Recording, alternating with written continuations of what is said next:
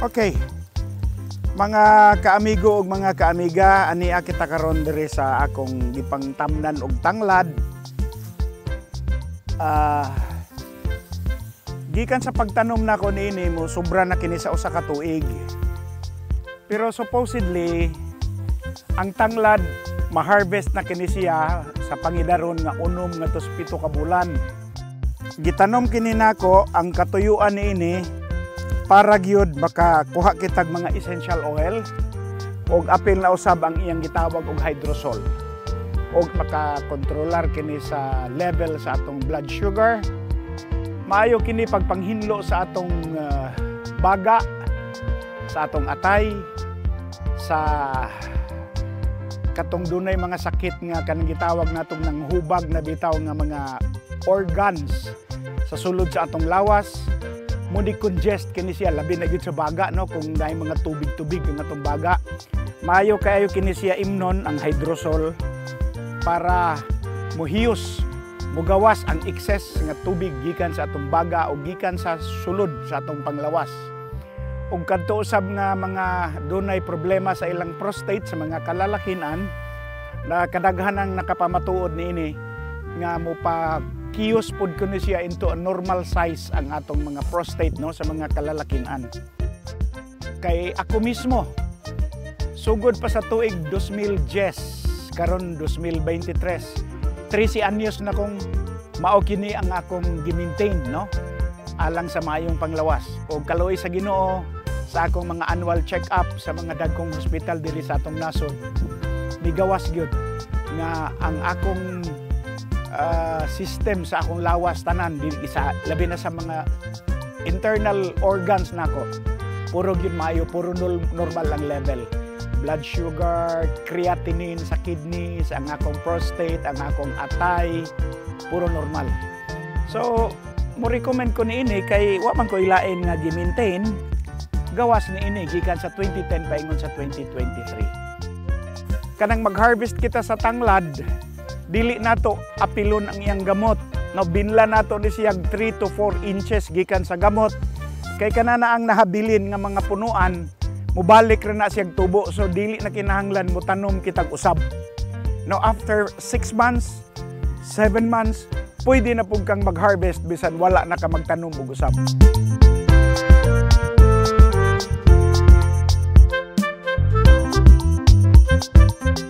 Karon mga kaamigo ug mga kaamiga, human nato na harvest ang atong tanglad. Ani ana karon kita dinhi sa distillation facility. Din akong ipakita og eksplikar kaninyo ang proseso sa pag-extract sa lemongrass oil o lemongrass hydrosol gikan sa tanglad. Mao kini ang gitawag natong compressor, air compressor. Ang function ning air compressor mao kini siya ang nagsupply sa hangin paingon dinhi sa atong pneumatic tanks no or pneumatic air and water pumps. Kini ni ang duha mao ni gitawag og pneumatic pumps no diin na alternately ang iyang tubig og ang iyang hangin mauusab ang muhatag og supply didto unya sa atong boiler tubes. Kining atong pneumatic pumps, air and water pumps, ang source sa tubig niini gikan niini ni ang hose paingon diri sa kuan sa atong pressure tank no sa tubig. Mao kini ang main source sa tubig og ang tubig ang gikan niini gi-pump out kini pinaagi sa usa ka electric motor nga dunay power nga 1 horsepower og tuwa dito sa halayo nga dapit ang source sa atong deep well. Now, kinini ang area, mao kinini karon ang gitawag natong boiler gyud. Diin gi-produce ang hot steam gikan niini. Ipakita na to niya ato kining sugnuran. Pasigahon nato aron mao kini siya mo init sa tubig nga nasa lud sa boiler tube. So kung atong lilion, mao kini ang itsura sa boiler tube kanang naay nga tubo diha sa sulod. Mao kana ang boiler tube. Ang tubig ana gikan sa atong pneumatic air and pressure pumps, water pumps. Kini mao kini ang source sa iyang tubig. gikan sa pneumatic pumps.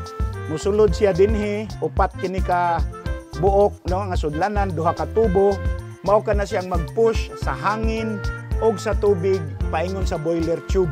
Og kini niya mga kaigsuonan, gikan sa boiler tube kung moinit na ang tubig gikan sa boiler tube nga naa sa sulod niini, modagan ang steam, ang hot steam mo paingon dinhi. Kini ang tawag niini mao kani giingon og steam accumulator. Diin ang pressure o ang hot steam anhi usa siya mo tapok dinhi, and then at a certain degree, at a certain na pressure, musulod kini siya dinhi paingon sa evaporator. Kung musulod na siya dinhi sa evaporator, ang hot steam mao na ang mo-distill sa atong tanglad dinhi. No? Duha man ni kabuok, pero ang atong gamiton karon usa lang sa kini niya.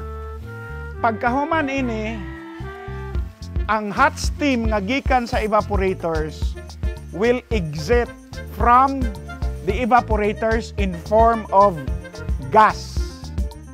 No? O mudagan kini padung ani nga tubo, musulod paingon dito sa condenser.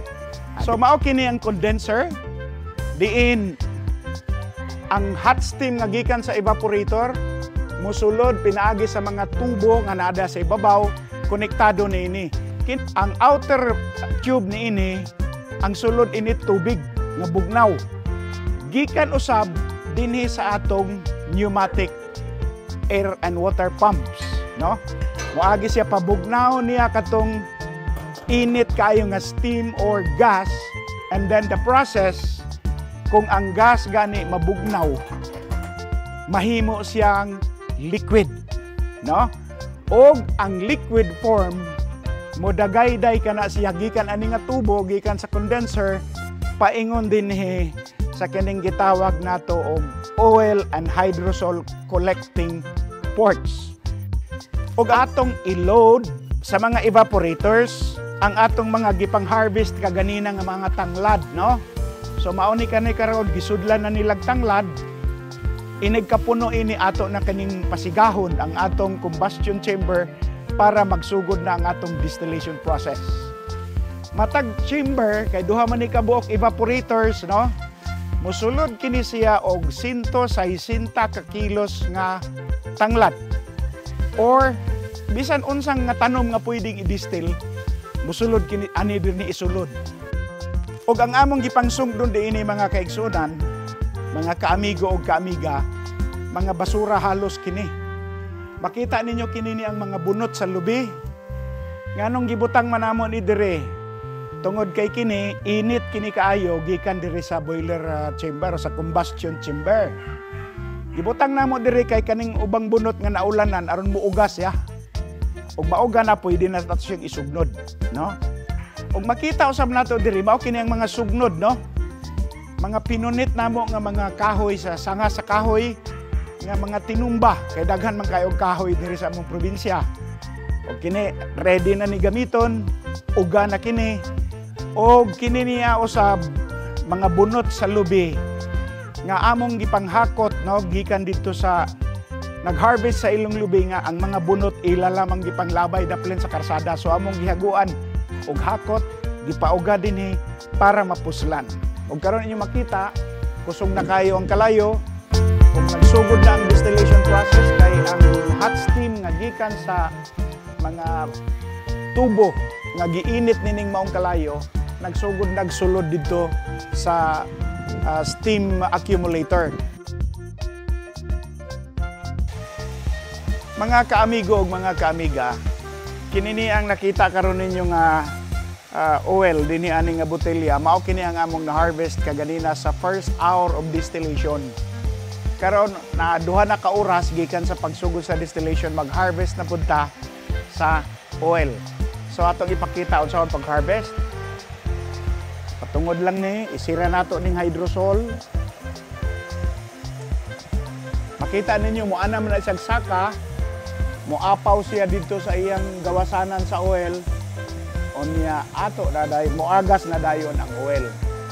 Kita ninyo na mag-agas na. Okay? Kita na ninyo na. Okay, then isira dayon nato kung ang oil hapit na mahuabot sa punto diin anaa na pod ang iyang hydrosol.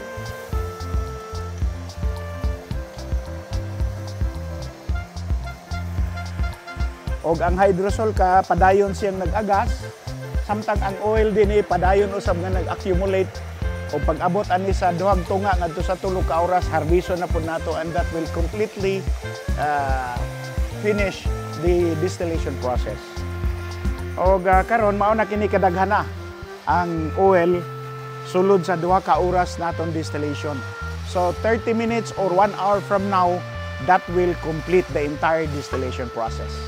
O mga higala o mga amigo o amiga, di na sa akong likod inyong makita dunay tag-as din nga mga murag bush.